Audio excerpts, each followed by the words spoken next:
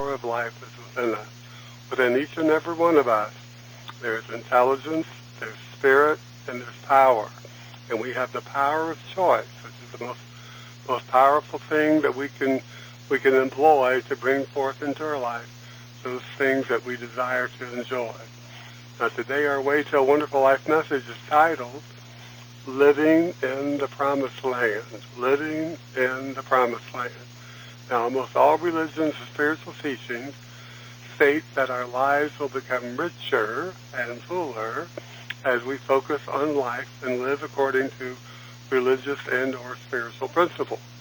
Moses in the ancient scripture was charged with leading the journey to the promised land, and ever since then most of us have embraced the hope that was within Moses and assumed that there is good for me and I ought to have it. Think about those words.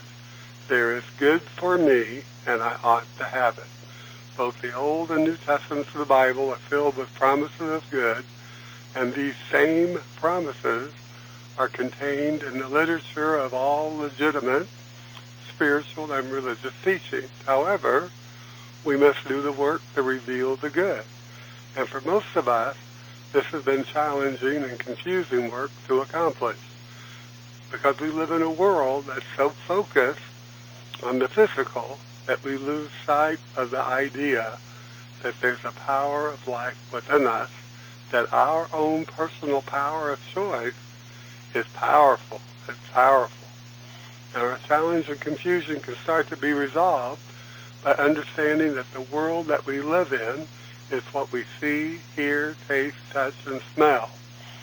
For many of us, if we can't see it, if we can't hear it, if we can't taste it, if we can't touch it, and if we can't smell it, it doesn't exist. And that's the problem. This is not the truth. All spiritual principles are based on the unseen, and until we cultivate a faith in the unseen, we will not gain the effective use of spiritual principles. I'm going to read that again.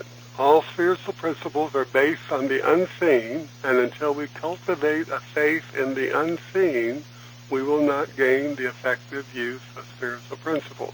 Now think about this in the ancient scripture. It tells us faith is the evidence of things not seen. It's speaking to the same principle, the same spiritual principle. Faith is the evidence of things not seen. In other words, we have to believe that there is good for us. We may not be able to see it, hear it, feel it, taste it, or touch it, but it's there. Now, when we think about this, in our human mind, it can be confusing because we're so used to believing in the things that we can see, hear, feel, taste, and touch. People will say, I want facts. I want facts. Well, facts change, but the truth does not. So we can compare the unseen to gravity. We can compare the unseen to gravity. We cannot see, hear, taste, touch, or smell gravity.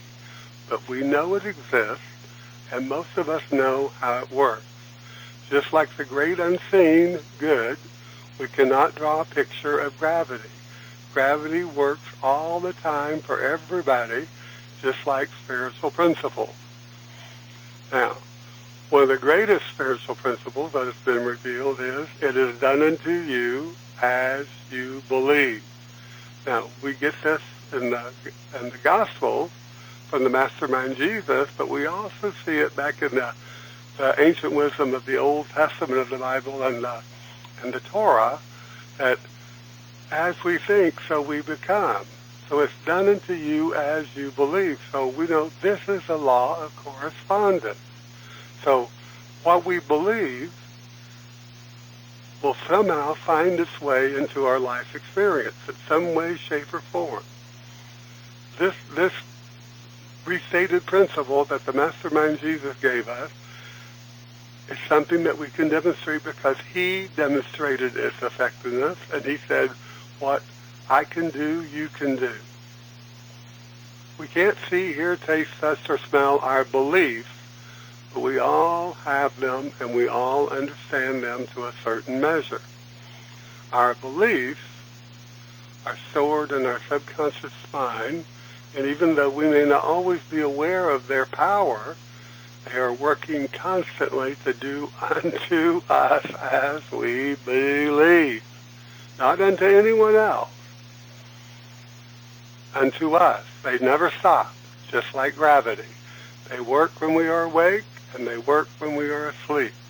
The problems that we experience are caused by our beliefs, and the joys that we experience are caused by our beliefs. Our beliefs will do unto us exactly as we believe. If we believe we are born lucky, we will experience luck. If we believe that the world is against us, we will experience this belief as well. It's up to us. It's up to us to displace those things in our mind that no longer serve us. Most of the beliefs that do not serve us are based on a belief in what we see and hear. Most of us have accepted and believed in the world that we see. Remember, people used to think the earth was flat because that's all they could see. They thought the earth was flat. Unfortunately, the world that we see is a result of a belief in good and evil, and this is a false belief. There's only good, for there is only life. Not life in something else, only life. Just like gravity, there is not gravity in something else that is a natural force of attraction. Only gravity is. It doesn't need anyone's help to do its work. It just does it, naturally and automatically without any assistance. Life works in the same way. Life doesn't need our help, our prayers, or our promises. Life works naturally and automatically, giving us everything we ask for according to our beliefs. In other words, according to the law of correspondence. That's a spiritual law. The nature of life is to give, and so it does without opinion or judgment of right and wrong, good and evil. And so many times, we have people that come up against all kinds of barriers in their life because they have these beliefs that hold them back. I remember in the days when I was the pastor of a church, I had people that would tell me, I hope people are prospering your church because I don't have the money, but I know there are people that come here and they have lots of money. They're very wealthy people. And I thought, as long as you tell yourself you don't have the money, as long as you tell yourself that somehow you stepped outside of the kingdom of good and other people are living in it, then outside of that kingdom of good or outside of that prosperity and success and love and happiness and joy is where you're at because you're choosing it. You may not understand that you're choosing it by those words, however, by seeing other people with money and you not having it. That's stepping outside the kingdom. That's stepping outside the good that you desire. And you can't receive that good as long as you set yourself apart from it. So now that we understand the nature of life, we can move towards the promised land and know that we can live there, not just journey there as did Moses, as we make the decision to believe in the unseen ideas and thoughts of love and peace and harmony and success and prosperity and happiness, and keep our mind off the external, our beliefs will demonstrate for us greater love, greater peace, greater harmony, greater success, and greater prosperity, greater happiness, naturally and automatically. As we cultivate the belief that we are divinely guided and protected, sustained and maintained, we will soon forget the old beliefs that gave us confusing and sometimes disturbing experiences. These old habits lose their power quickly as we fill our consciousness with life or good in a greater way. Believe in our good. Believe in the good, that the good must happen. We don't have to make it happen or even understand how it happens. It will just happen naturally and automatically when our mind is stayed on the good, when our mind is stayed on the good. I ran across something from the great Dr. Robert Bisser. Robert Bisser was he was my first teacher in this philosophy. And he founded the Hollywood Church of Religious Science, which was a hallmark church. It was very successful and very prosperous, and he wrote this little book called Dominant Mind, and this church is located on Sunset Boulevard in Hollywood, California. So he tells us in the book how to break the domination of things, how to break the domination of things, because it's the things, if we don't see it, we're not believing it, and we got to stop that. We got to start believing that beyond what we see, hear, feel, taste, and touch, there is something being made manifest that's going to come into our life. It's going to show up, and we're going to love it. We're going to enjoy it. So, how to break the domination of things is from Dr. Robert Bitzer. You are more important than any thing or condition in your life, he writes. Your full awareness of who you are is revealing. Things which you demonstrate can never take the place of your consciousness. You create the things, therefore, you can create additional things whenever you want. But things should not be permitted to dominate you. You create, you uncreate.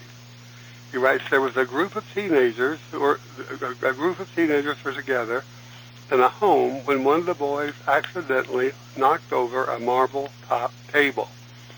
The marble broke. The hostess, who prized the heirloom, became almost hysterical. Certainly, the group was equally unhappy over the catastrophe, but all the marble tops or heirlooms in the world are not enough to justify an emotional outburst. Everything in your life you have demonstrated, therefore you can demonstrate something better whenever you so desire. This is the only law of freedom. You break the domination of things by placing the value where it belongs in your consciousness. You are that which is supreme. But think about those words. You are that which is supreme. Let's say that to ourselves. Let's make it a powerful affirmation to ourselves. I am that which is supreme. Say it. I am. Remember, nobody can say I am for you, no matter how much they love you or hate you or just don't care or are indifferent towards you. They can't say I am for you. That's our power. That's our power to choose. I am choosing. So let's choose to say these words. I am that which is supreme. I am that which is supreme. Think about how powerful that is. If we can just believe it, let's just believe it. So Dr. Bitzer gave us an affirmation. It's titled Freedom from Material Domination. He writes, I am not dominated by things or conditions. My thought creates and draws to me all things in my life. Things, conditions, and money have no power over me, for I create them. I, the Creator, am always greater than my creation. The things in my life are subject to my use and pleasure. I am not enslaved to anything, no matter how valuable it may seem to be. When things serve their purpose for me, I release them and create new ones. Anything that wears out can be replaced. Anything that ceases to serve me, I release and let go. My automobile works for me. My home provides all that I desire. My money does what I want it to do. I am not dominated by things or conditions. I am consciousness, self-knowing, self-creating, and self-expressing. And so it is. And so it is.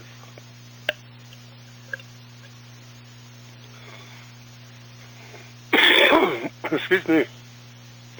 In Dr. Murphy's Amazing Laws of Cosmic Mind Power,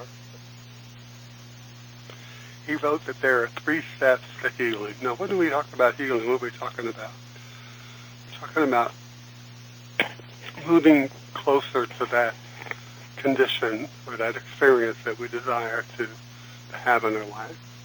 whether it's loving companionship, or whether it's more money, or whether it's promotion at work, a new house or a bigger house, or an addition to our house, whatever it may be. It could be new carpeting, whatever it is that we want to do. Healing means that we take what we have and we create it into something greater and something greater. So if we have an illness, that something greater, of course, is health. We may not be able to jump out of a wheelchair if we're wheelchair bound, but we may be able to do things in a greater way with more grace and ease with that situation of being in a wheelchair. So we know that healing is incremental sometimes almost magical, but we know that healing means to move us towards a greater good, a greater life experience. Life is always seeking for us to have the idea of more. That's why there is good for me and I ought to have it, because that desire comes to us to guide us to do that something, to open our mind to the opportunity for something greater. Now, so Dr. Murphy's 3 steps are, the first step in healing is not to be afraid of the manifest condition from this very moment. That's what he means is, if you have a stack of bills on your desk and you don't have enough money to pay all those bills, don't give in to fear. Don't give in to doubt. Just sit down and be quiet, be silent, and follow the second step. The second step is to realize that the condition is only the product of past thinking, which will have no more power to continue its existence. The condition is only the product of past thinking, which will have no more power to continue its existence. Excuse me. The third step is mentally to exalt a miraculous healing power within you. Exalt, which means to call on it, to recognize it, to know that it's there. Mentally exalt the miraculous healing power within you. In other words, the power of life within you. Now, I know that many of you are thinking, Brett Bass, you've talked about these things before, but are we practicing these 3 steps with demonstrated results? That's the key. Now let's go back over them one more time. Step 1, is not to be afraid of the manifest condition from this very moment. The second step is to realize that the condition is only the product of past thinking, which will have no more power to continue its existence. The third step is mentally to exalt a miraculous healing power within you, the power of life within you.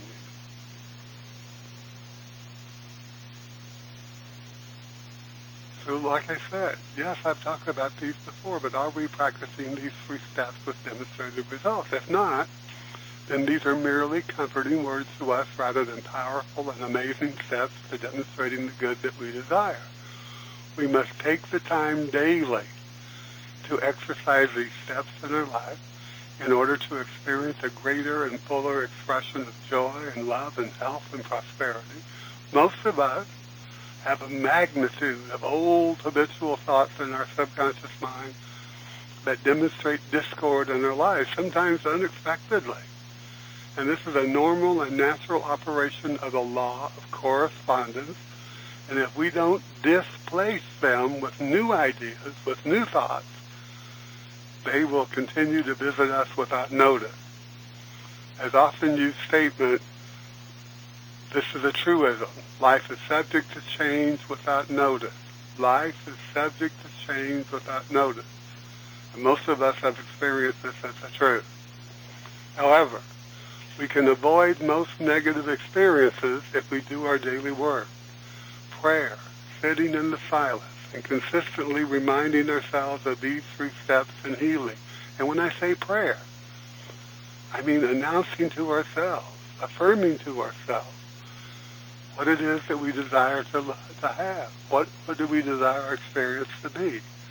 Let's go back to those words from Dr. Bitzer. A perfect prayer. I am that which is supreme. I am that which is supreme. I am that which has power to choose what shows up in my life.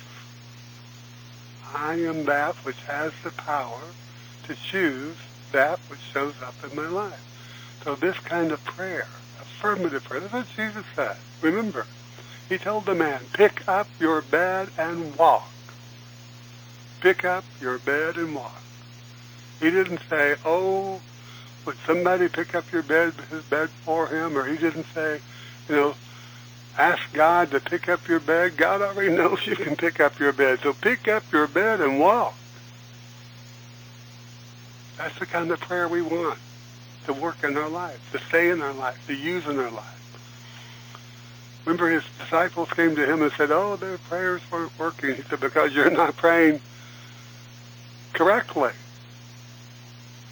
You're not praying, knowing that on the unseen side of life, every good and wonderful thing that you can imagine for yourself, that you can desire for yourself, is available to you. So speak to that. Speak to that great unseen. So this kind of affirmative prayer, sitting in the silence and consistently reminding ourselves that the power of life is within us. The power of life is within us. Will get us going in the right direction in no time at all. The law of correspondence can give to us everything we need according to the nature of our thought life. Our thought life. If we focus on success, the law of correspondence will correspond to this focus to provide all we need for success. If we focus on loving companionship, the law of correspondence will draw to us loving companionship. Whatever idea we focus on, and use these 3 steps in healing to eliminate the fear and its twin brother, doubt, can be ours. Nothing can stop an idea whose time has come. So nothing can stop that idea that comes to your mind, that good desire. Because that good desire is coming to you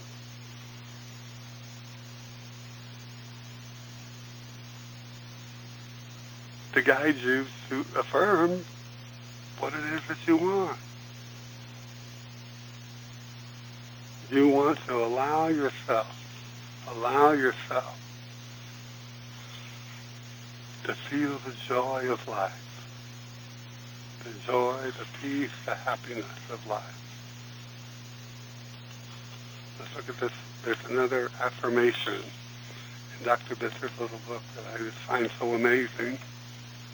I'm going to share it with you. I know I'm kind of running low on time, but I'm going to share this anyway. He's titled it, Freedom from Domination of Places. I know that I am consciousness, a creative center of infinite intelligence. Only that exists for me, that exists in my consciousness. My awareness is creative cause to every experience. I give no power to any conditions. Notice that Dr. Bitzer writes this in the first person because he's telling us that I am, is our power. I'm going to begin this again. I know that I am consciousness, a creative center of infinite intelligence. Only that exists for me, that exists in my consciousness. My awareness is creative cause to every experience. I give no power to any condition. My position and place in society has no power other than what my creative thought gives them. This affirmation is the law of elimination unto any belief that such experiences have power.